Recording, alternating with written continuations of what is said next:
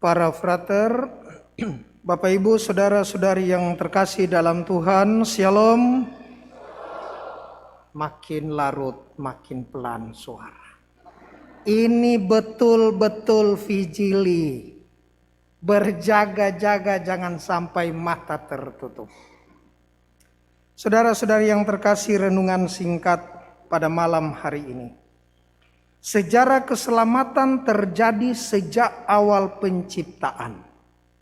Nubuatan-nubuatan dari generasi ke generasi sampai pada kelahiran Mesias, hidup dan karyanya, sengsara dan wafatnya, dan semuanya ini tidak akan berarti tanpa kebangkitan.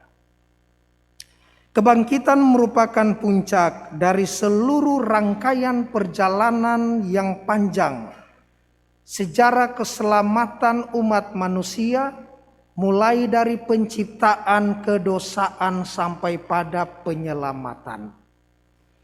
Apa yang kita percaya dan yakini, apa yang kita imani dan amini, sungguh-sungguh justru mendapat penegasan paripurna pada saat kebangkitan Tuhan. Malam hari ini Bapak Ibu kita mendengar bacaan-bacaan yang sangat panjang. Berdiri Mazmur, duduk lagi, berdiri doa pembukaan dan seterusnya. Tetapi mau mengajak kita untuk melihat gambaran bagaimana campur tangan Allah di dalam sejarah penyelamatan. Allah mencipta dan Allah memelihara. Allah bernubuat melalui para nabinya, Allah mengayomi melalui para hakimnya, Allah memerintah melalui para rajanya, dan Allah menggenapi melalui, bersama, dan di dalam putranya Yesus Kristus.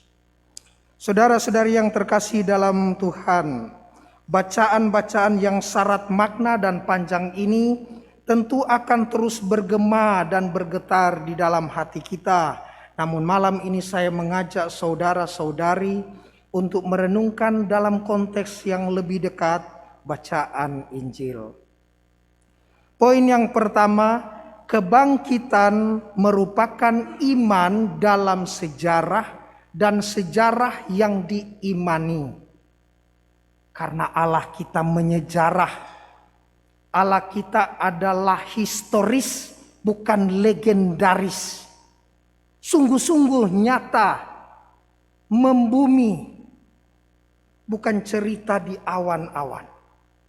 Flavius Josephus, yakni seorang sejarawan Yahudi pada abad pertama, dia bukan orang Kristen, dia juga bukan pengikut Kristus.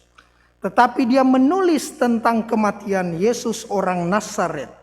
Dan bagaimana pengikut Kristus itu mau mengalami iman, mempertahankan iman mereka, bahkan rela mati bagi Sang Kristus, bagi Yesus,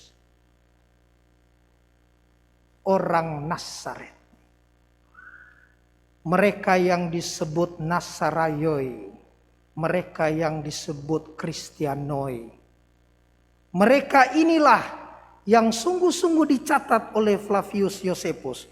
Bukan main, mereka bukan hanya berani membela imannya, tetapi bersaksi, bahkan mau mati sekalipun daripada menyangkal iman. Tentang apa? Tentang dia yang berkarya, dia yang sengsara, dia yang dibunuh, dan akhirnya dia yang bangkit. Apa yang boleh kita timba dari sini? Bapak Ibu, saudara-saudari yang terkasih, sebagai orang Katolik, kita harus percaya bahwa Tuhan bangkit pada hari ketiga dari antara orang mati Allah yang menyejarah ini. Dan tidak perlu kita termakan oleh isu-isu politis yang dibuat oleh Herodes karena komplotan pengaruh dari para kaum Saduki, orang-orang Farisi. Bilang dicuri, nah Yesus. Isu Yesus tidak bangkit karena dicuri. Flavius Josephus orang luar mencatat, dia benar-benar bangkit. Oh Tuhan, apalagi kita sebagai orang Kristiani, masa tidak percaya? Orang lain saja bilang percaya dia bangkit, masa kita masih ragu-ragu? Poin yang kedua, iman mengubah ketakutan biasa menjadi ketakutan berisi.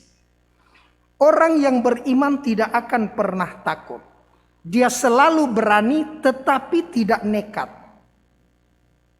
Nekat adalah orang yang menunjukkan kekuatannya tanpa berpikir, hanya emosi. Ada permainan rasa. Oh, saya mau, itu nekat.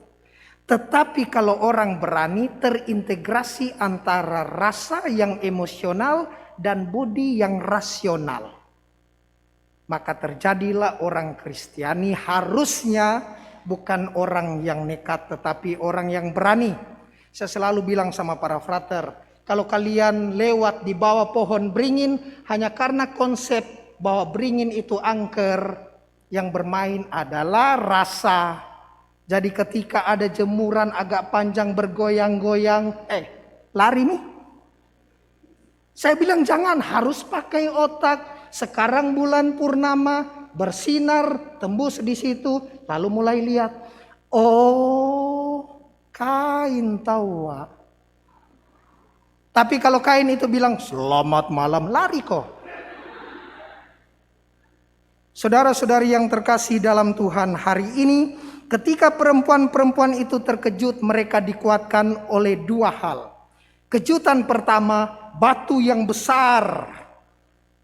Batu yang besar itu terguling. Anda bisa membayangkan orang yang meninggal 3 hari ditutup rapat dan tiba-tiba batu terguling.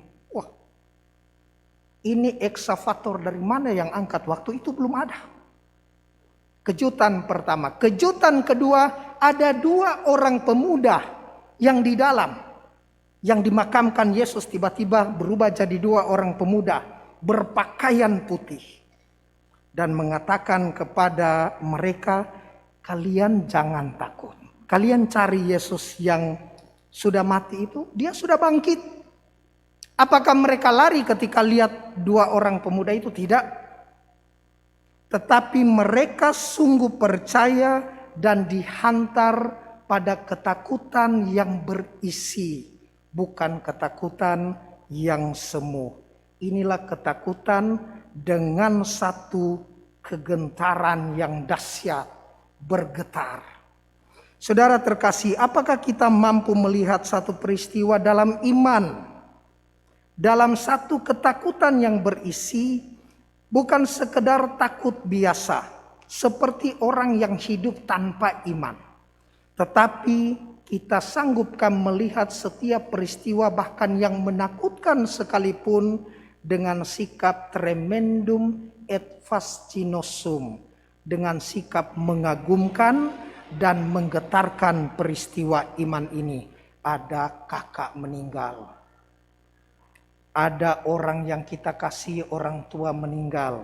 Beberapa waktu yang lalu ada orang sakit, suami istri, dua-dua COVID. Diteleponlah seorang bapak. Apakah boleh menghantar kami? Boleh. Bapak tidak takut menghantar kami ke rumah sakit? Ini satu keberanian, bukan nekat. Karena percaya Bapak ini telah divaksin dan percaya pada penyelenggaraan Tuhan. Poin yang terakhir, makam kosong, apakah omong kosong?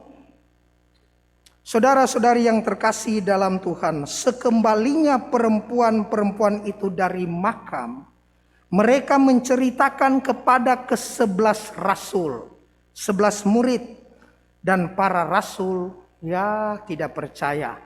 Biasalah. Apalagi perempuan yang kasih tahu.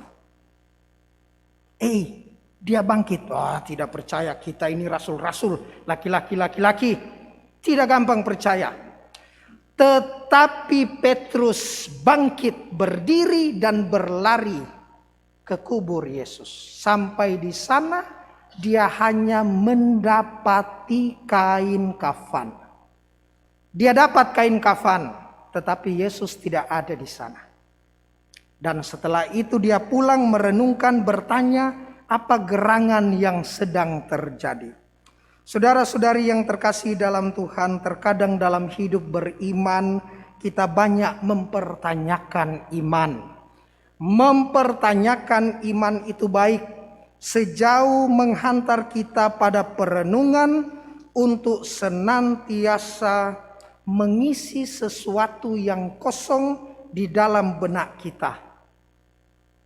Karena iman itu tidak selalu bisa dicapai dengan apa yang kita pikirkan.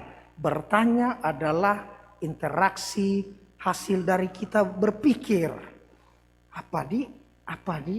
Karena itu ada kuriositas, rasa ingin tahu. Tidak apa-apa. Tetapi kalau pertanyaan itu pada akhirnya menghantar kita sebagai bentuk penyangkalan dan penolakan, bertanya tentang satu hal, 3 tambah ini, kenapa dia mati, kenapa dia bangkit? Tidak mungkin. Bapak Ibu, jangankan kain kafan Yesus, jangankan menerima Yesus bangkit, menemukan kain kafannya pun Anda tidak bisa. Belajar membuka hati seperti Petrus yang bertanya, tetapi dalam satu kerinduan, siapakah sang guru yang telah wafat dan telah bangkit. Saudara-saudari yang terkasih, semoga kita senantiasa diberkati Tuhan, berjaga menantikan Pesah, menantikan Paskah, menantikan Tuhan yang lewat, menantikan Tuhan yang bangkit pada besok hari. Malam ini malam berjaga, kardinal mengatakan dalam tanda petik malam Hari Raya Paskah, malam Paskah. Tetapi sebenarnya kalau malam ini kita misa dan besok tidak misa, kita tidak atau belum merayakan Paskah yang sesungguhnya. Maka besok semoga ini orang-orang yang berjaga malam ini juga tetap ada besok. Biar sudah pulang larut, aduh pastor sudah tengah malam, tadi malam sampai jam 2. Masih ada misa jam 5. Tidak menjadi alasan untuk tidak ikut misa baik pagi atau jam 5. Semoga demikian. Amin.